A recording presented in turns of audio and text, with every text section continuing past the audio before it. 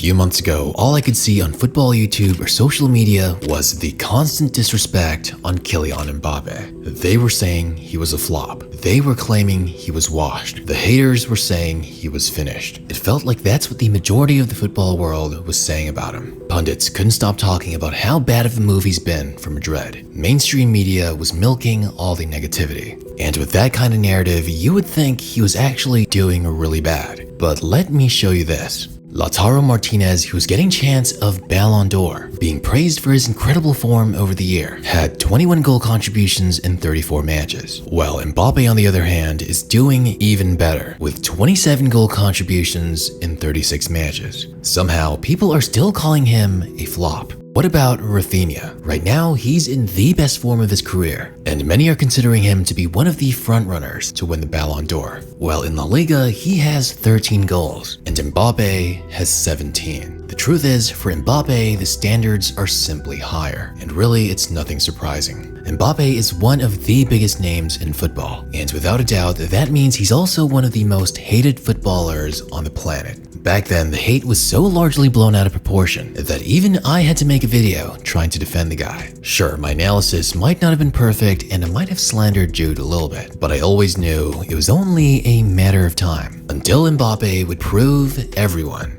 wrong. He's been on the spotlight since his teenage years, and many of you might have underestimated him just because he spent so much time in a quote-unquote farmers league. But now Mbappe is back and here to remind everyone that he is that guy. In the biggest stages, when the lights are brightest and the stakes are highest, Mbappe once again comes up big when his team needs him most. Because when Real Madrid faced up against Manchester City, they were first met with a giant sign from City fans towards Vini Jr. saying, "Stop crying your heart out," following his Ballon d'Or second place finish a few months ago. And well, to start off the match, Real Madrid weren't looking so good. Man City were playing with much more energy and it looked like they had all the momentum. But it would be no other than Mbappe to come up big and score a very familiar looking goal in a very familiar looking situation, giving Madrid the equalizer and reigniting the aggression to help boost his teammates up to fight and make the comeback. Some people might say it was only the first goal in a comeback win. But what many don't realize is that it's often the equalizer that changes the momentum of the match and has the biggest psychological effect for every player on the pitch. And I would argue that an equalizer has more pressure than the game-winning goal, because once the match is tied, one side gains more confidence while the other loses momentum and even a bit of morale. Jude and Brahim Diaz were definitely the heroes of the match, but not a lot of people really gave Mbappe the credit he deserved for stepping up and starting the comeback. But for many, that still wasn't enough. During the second leg against Man City, Mbappe made sure to take care of business. Because before some of you could even finish making your microwave popcorn to watch the match, Mbappe would secure an early goal with a beautiful lob. That run was perfectly timed, and maybe a few months ago, he might have damn well been offside. But for his second goal, some beautiful ball control saw him cleverly slice through City's defense, sending Josko Vardiol flying and damn near giving him a season-ending injury. Like seriously, look at those ankles. That's crazy.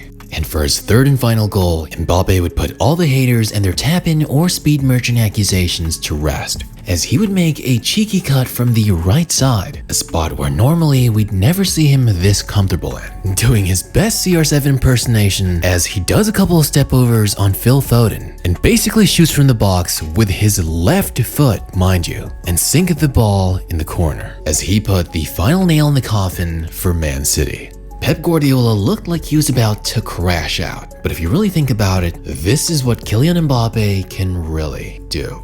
But for the majority of casuals who've heard nothing but negativity around him for half the season, you might not have even been aware that Mbappe was slowly getting more and more in form. This Man City annihilation was only the cherry on top of the cake, looking more confident, more decisive, and more comfortable. Because seeing just how much negativity was around Mbappe for the last few months, when he's doing bad, everyone talks about it. When he's finding his form and getting better and better, suddenly there's a lot of silence. Well, although this hat-trick was a lot more impressive, it wasn't actually his first. His first was in January against Valladolid, and it was only further proof that Mbappe was getting into much better form. And although it wasn't as high profile, Mbappe was definitely a huge factor in helping Real Madrid get to the final stages of the Champions League group phase. Madrid were hovering dangerously close to the bottom of the group. And you might have missed it, because while everyone remembers that loss against Liverpool, nobody was paying attention to his crucial performances against Atalanta, Salzburg, and Stade Brestois, helping Madrid get enough breathing room to survive further in the tournament. And one of the biggest factors in Mbappe's comeback has been Carlo Ancelotti's tactical adjustments. Earlier in the season, Ancelotti was using him in a 4-3-3, but as we all remember, Madrid's attack was in a pretty sticky situation. Madrid's left wing was getting too congested, especially with both Mbappe and Vinicius thriving on the left wing. And it was really hard to move them around as neither of them had ever really been comfortable playing the number 9. Not only was Mbappe playing in a new league or a new system, but he also had difficulty finding space in his usual position. That's why when Ancelotti made the shift to a 4-2-3-1, Mbappe eventually did have to move up further on the pitch as a central forward. However, he would have more positional freedom and flexibility. And as of late, Mbappe and Vini aren't overlapping as much, allowing them to better complement each other on the pitch. And over time, it was almost a guarantee that Mbappe would become more and more comfortable. And having Vini and Mbappe play their best on the same team is something that no club in the world wants to see. Mbappe has also regained that confidence and sharpness in front of goal, not only with his touch or finishing, but also with his positioning and movement in general. No longer is Mbappe making those careless offside mistakes that were plaguing him so much in the beginning of the season. I'm now confident that Mbappe won't ever get close to that record-breaking 8 offsides he had against Barcelona. But all this talk about tactics or positioning or whatever, really when it all comes down to it, Mbappe has always been a world-class player. And his unusually poor form in the beginning of the season can really all come down to his lack of confidence. No, Mbappe didn't just suddenly become bad. Pressure of performing in a new club, pressure to fulfill the expectations of fans to play as good as prime Ronaldo. Heck, simply just not being as comfortable or having that great of starting chemistry with his teammates. Mbappe simply needed time to get comfortable and regain his confidence. Because once this man gets his confidence, we all know what he can do. And Mbappe definitely thrives on that self-belief and familiarity with his team and tactics. More and more, Mbappe has adjusted to his environment. He's more comfortable with his teammates on the pitch and on a personal level, and all the psychological pressure in the beginning of the season is starting to fade away. Even Carlo Ancelotti has said that Mbappe is only getting more comfortable, and he's already adapted to the club, the tactics, and the environment.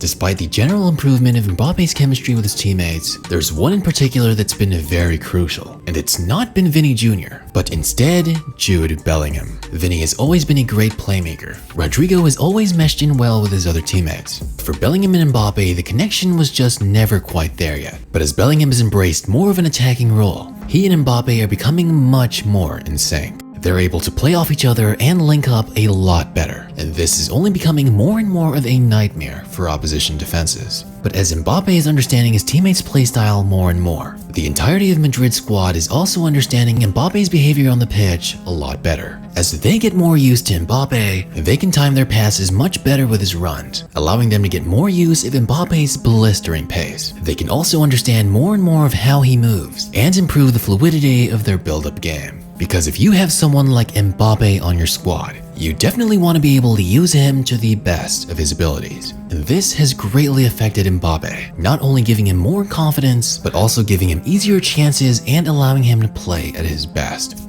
Just a couple of months ago, Mbappe was slandered over and over, with the peak probably being that loss against Liverpool. But truly, the good thing is that I don't think it ever gets worse from there. His teammates continue to support him, and you can even see on pitch how their relationship is getting better, as Mbappe is swallowing up a little bit of that ego, and is more than happy to share penalty-taking opportunities with his teammates. This would also improve Mbappe's image within Real Madrid fans. After those controversies and incidents with the French national team, Mbappe's reputation had taken a bit of a blow. People were calling him spoiled or egotistical, just because of how much influence or importance he had at PSG. But now at Real Madrid, that narrative is slowly being flipped. And ironically, not only are we seeing that old Mbappe, but mentality and attitude-wise, we're seeing him turn over a new leaf.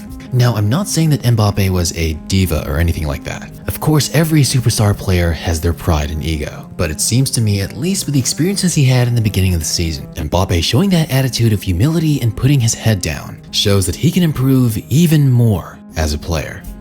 Even the haters were quick to write him off and jump on the bandwagon to slander him. His recent form and gradual improvement is only putting fear in the hearts of the opposition, because there's not a single club in the world that wants to deal with Real Madrid and an in-form and in-sync Mbappe.